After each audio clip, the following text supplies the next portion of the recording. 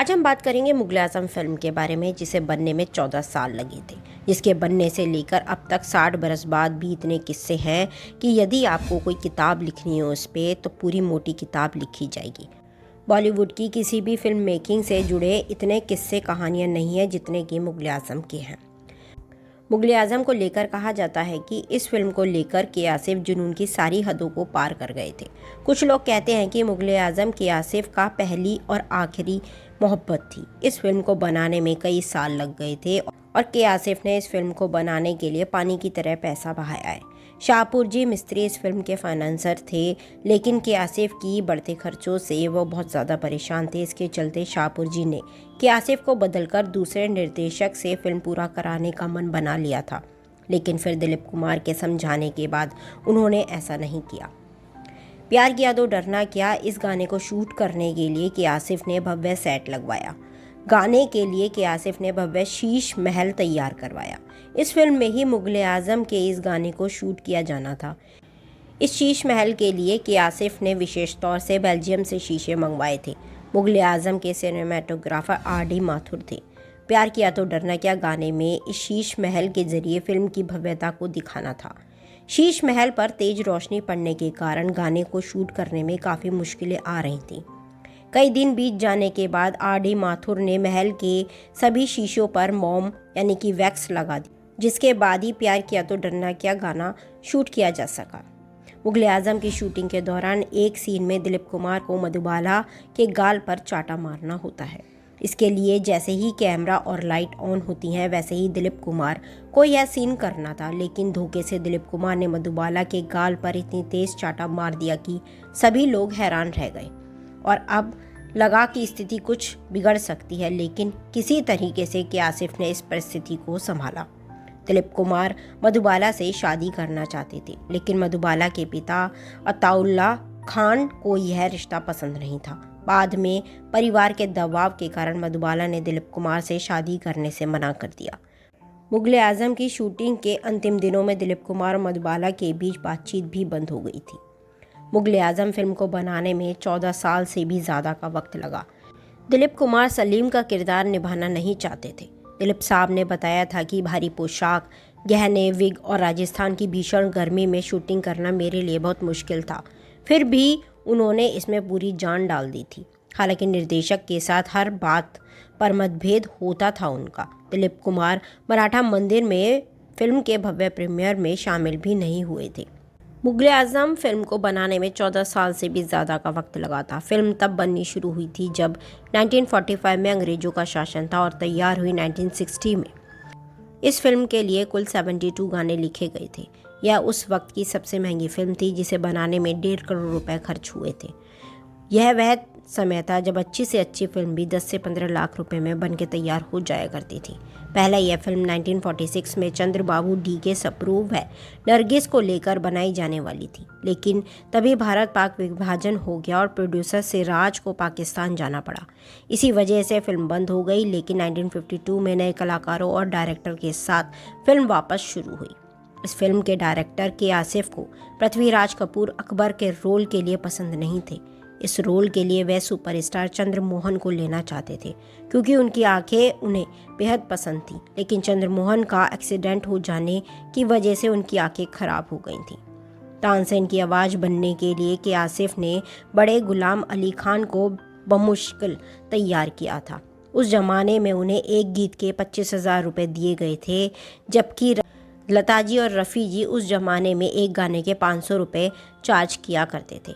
अकबर द्वारा सलीम की मन्नत मांगे जाने वाले दृश्य में रियलिटी लाने के लिए पृथ्वीराज कपूर व साथियों के साथ साथ के आसिफ भी तपती रेत में पैदल चले थे।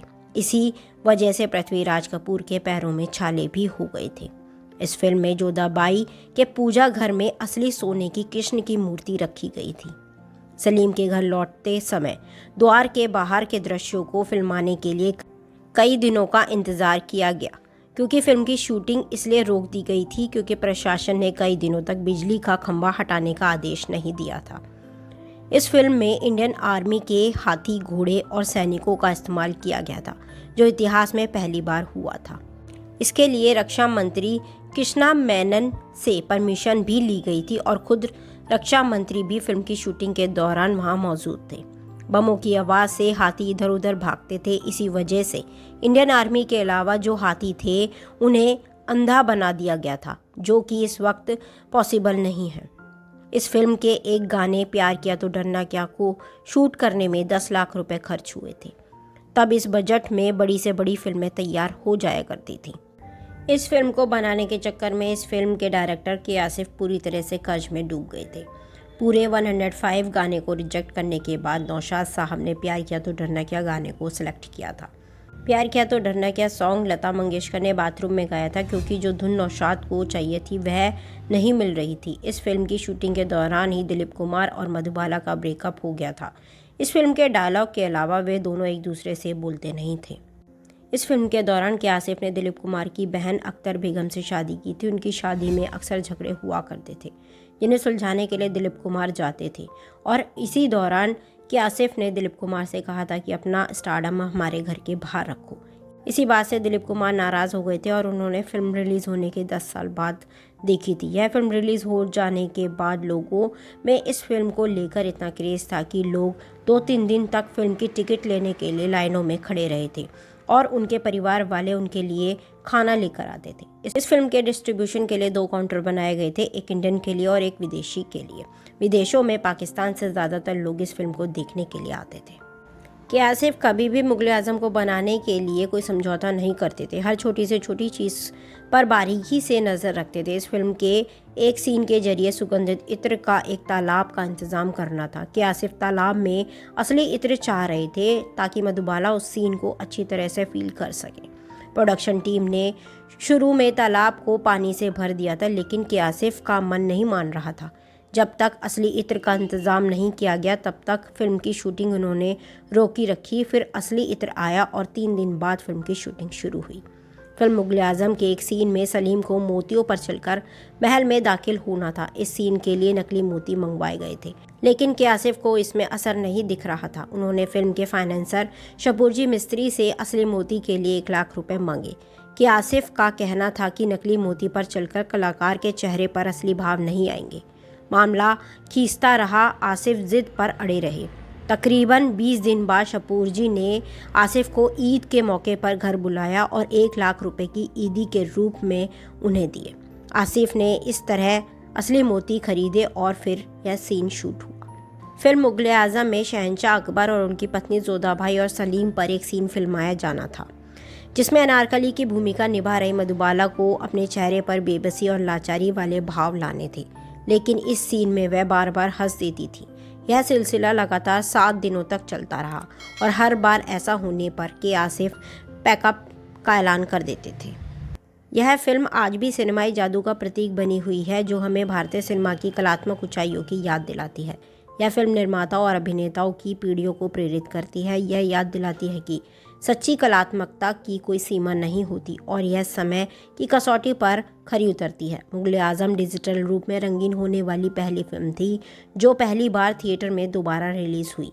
फिल्म का नया रंगीन संस्करण 12 नवंबर 2004 को रिलीज़ किया गया था।